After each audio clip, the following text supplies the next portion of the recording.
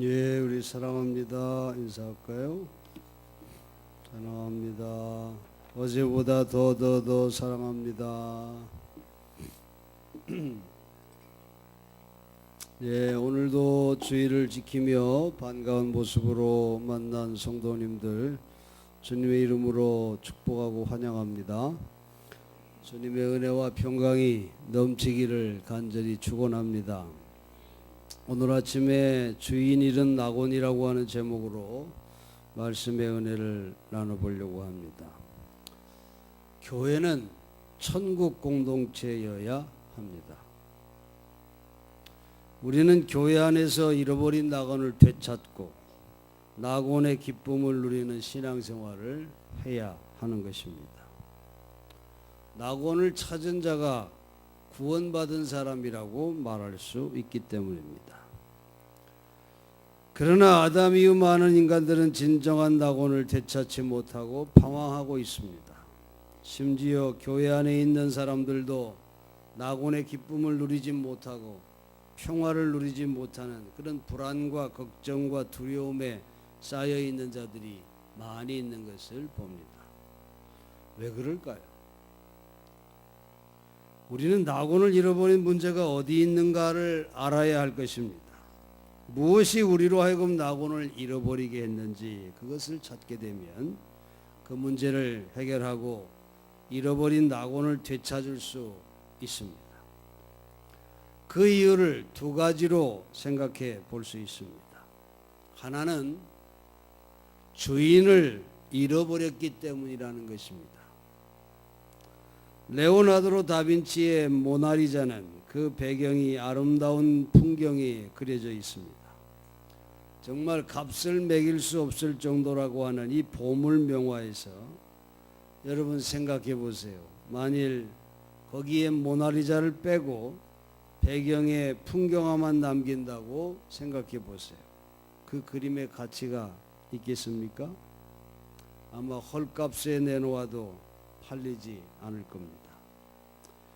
여러분, 아름다운 낙원이 뒤에 있다고 해도 주인을 잃은 낙원은 이미 낙원이 아닌 것입니다. 창세기에는 에덴이라고 하는 하나의 이상형이 아름답게 펼쳐지고 있습니다.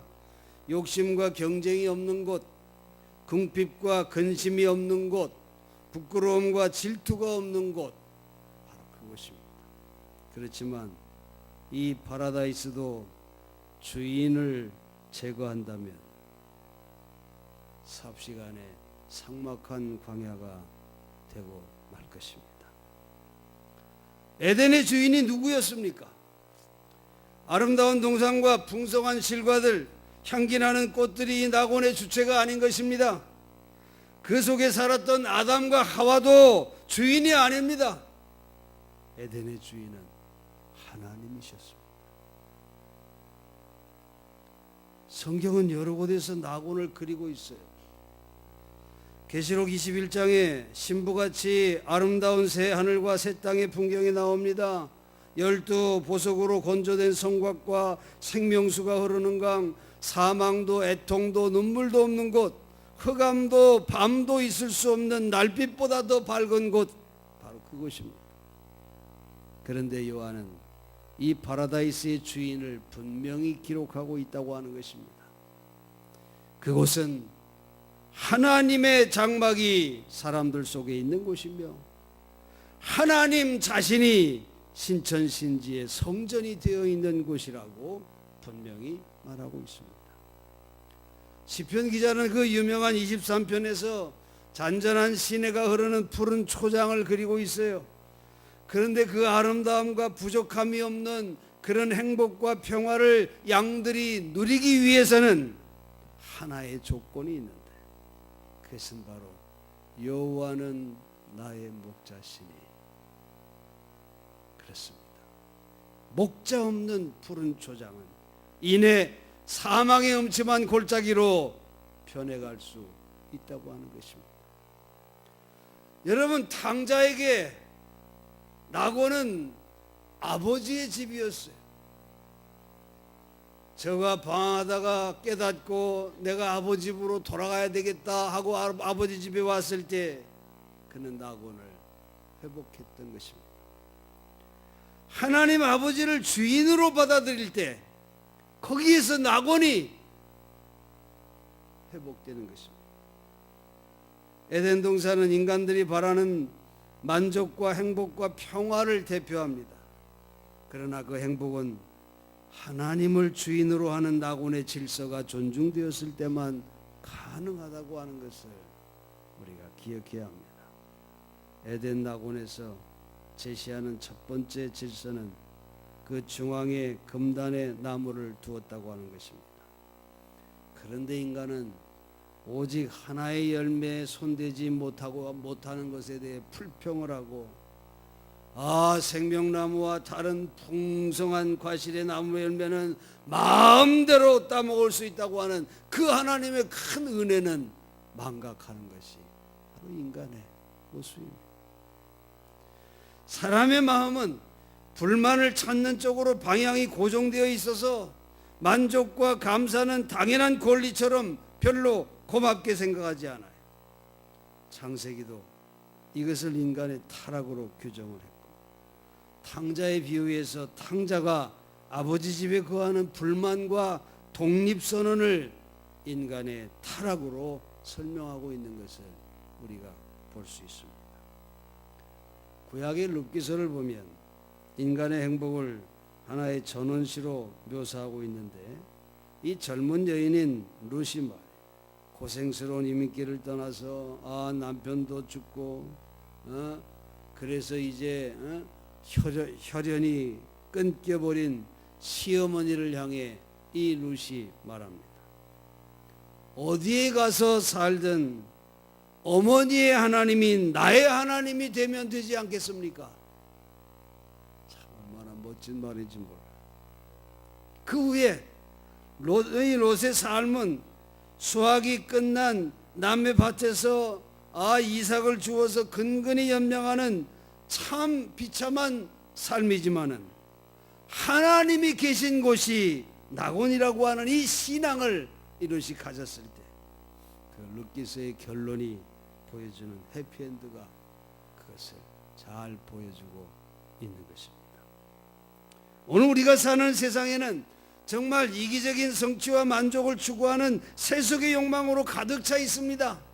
오늘의 정치가가 정의규현을 목적으로 하고 있어요. 예술가가 미의 추구보다 자기의 예술을 돈으로 환산하는 시대가 아닙니까? 학자와 종교인이 진리 탐구를 지상의 과제로 생각하고 있습니까? 하나님을 믿는다고 하는 기독교인들이 정말 날마다 생활 속에서 하나님의 주권을 인정하고 있느냐 말입니다. 다른 열매는 마음대로 따먹되 오직 한 개의 나무만 손대지 말라. 우리 하나님의 겸비하고도 어찌 보면 작은 주권, 그런 하나님의 작은 주권 같은 그런 주장마저도 짓밟아 뭉개버리고 뱀의 편에 서는 그런 인간, 그런 기독교인들이 얼마나 많냐 말이야. 주인을 잃어버린 교회, 주인을 잃어버린 가정, 주인을 잃어버린 이 사회와 이 세상에서 어떻게 우리가 낙원을 찾을 수 있겠어요? 하나님을 나의 주인으로, 나의 주님으로 고백하는 것이 신앙인데, 이 말은 하나님께 대한 감사와 찬미를 나의 욕구보다도 더 먼저 선행시키는 그런 생활을 말하는 것이 바로 신앙인데, 여러분 진정으로 낙원을 회복하기를 원하십니까? 여러분의 삶에 천국의 기쁨이 넘치기를 원하십니까? 그럼 먼저 주인을 모셔 드리시기를 바랍니다. 다른 하나로 이 파라다이스의 질서는 생명을 으뜸으로 하고 있다고 하는 사실입니다. 에덴의 한복판에는 생명나무가 우뚝 솟아 있었어요. 그러나 아담의 타락 이후 그들을 에덴에서 쫓아내시고 그룹들과 두루 도는 불칼을 두어서 생명나무에 접근을 못하게 하셨다고 성경은 기록합니다. 하나님이 천지 만물을 지으실 때 마디마디마다 하나님 보시기에 좋았다, 이렇게 하나님이 환성을 올린 것은 바로 생명의 탄생이었기 때문인 것입니다. 계시록에도 보면 파라다이스를 수정같이 맑은 생명수의 강이 흐르고 이 강 좌우에는 생명의 나무들이 우거졌는데 이 나무 잎사귀들은 만국을 소송케 한다, 이렇게 표현함으로써 생명이 파라다이스 내용의 전부임을 말해주고 있는 것입니다. 탕자의 비유에서도 낙원의 회복을 아버지가 이렇게 말하지 않습니까? 내 아들이 죽었다가 다시 살아났도다.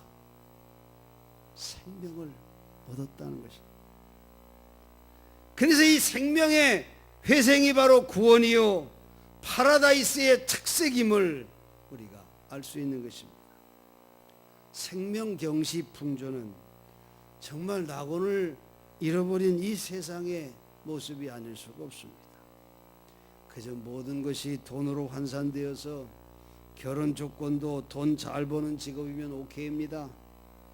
결혼이라고 하는 것이 생명의 만남이며 임신은 생명의 결합이고 출산은 생명의 탄생 아닙니까? 여러분, 실업인이 고객을 귀중한 생명으로 보고 있나요? 돈만 되면 독약이라도 팔려고 하는 기세가 아닙니까? 의사가 환자를 귀중한 생명으로 보고 있습니까? 이국종 의사가 강조하는 생명을 먼저 살리는 의료 행위는 이미 사라진 지 오래 아닙니까? 돈 없으면 치료받지 못하는 세상입니다.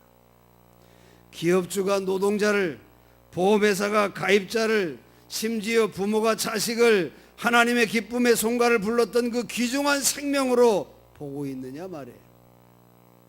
요즘 세상 동성애자들의 천국이 되어가는 느낌입니다. 여러분도 다 보았을 겁니다. 보헤미안 랩소디 영화의 그 폭발적인 인기. 그 우리 젊은 세대들이 정말 분별 없이 동성애자를 생산해내는데 부채질하고 있다고 하는 그런 걱정을 갖게 합니다. 요즘 동성애자들이 결혼도 하는 시대입니다.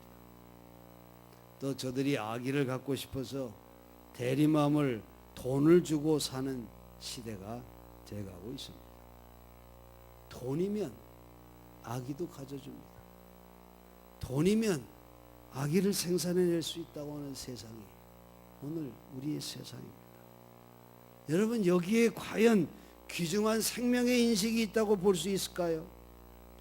에덴 동산이라고 하는 낙원의 이야기는 그 속에 생명을 출발시켰다고 하는 사건이 중심을 이루고 있습니다. 하나님이 흙으로 사람의 모양을 빚으셨습니다. 그 흙의 물질 속에 하나님이 생명의 숨을 불어넣으셨다는 것입니다. 이 얼마나 엄청난 표현인지 모릅니다. 바로 흙으로 사람의 모양을 빚은 그 물질에 하나님의 생명, 이 하나님의 생명이 바로 인간에게 전달됐다고 하는, 그 물질에게 전달됐다고 하는 것입니다. 존귀한 하나님의 형상이, 신의 생명이 바로 이 아담에게, 우리 인간에게 주어졌다는 것입니다. 그런데 아담의 타락은 에덴에서 쫓겨났을 뿐만이 아니라 주인을 잃었습니다. 그리고 하나님의 생명을 잃어버리고 말았던 것입니다. 낙원에서 벌어진 생명 창조 이야기는 두 개의 초점이 있어요. 하나는 하나님의 생명이 인간에게 전송되었다고 하는 생명의 존엄성이고, 또 다른 하나의 초점은 생명의 화합, 그 하모니 속에 파라다이스가 있다고 하는 것입니다. 어느 날 이 돌스토이가 숲속을 산책하고 있었습니다. 지저귀는 새와 싱싱한 나뭇잎을 바라볼 때 갑자기 돌스토이는 온몸이 싱싱해지고 모든 걱정이 사라지는 그런 느낌을 가졌다 그럽니다.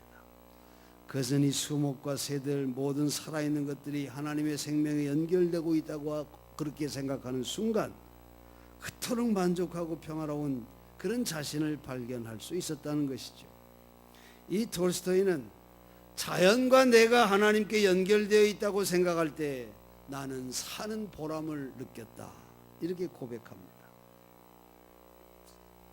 형들의 배신으로 먼 타국 땅으로 팔려간 비운의 소년인 꿈의 사람 요셉이 나중에 그 나라의 총리가 되지 않습니까? 온 세상에 기근이 닥쳐왔을 때 기근에 몰린 그의 형들이 곡식을 구하러 애굽에 왔다가 총리가 된 요셉 동생을 만납니다. 이때 요셉이 형들에게 하는 말이 너무도 감동적입니다. 형들이 나를 이곳에 팔았던 일들 때문에 근심하지 마십시오.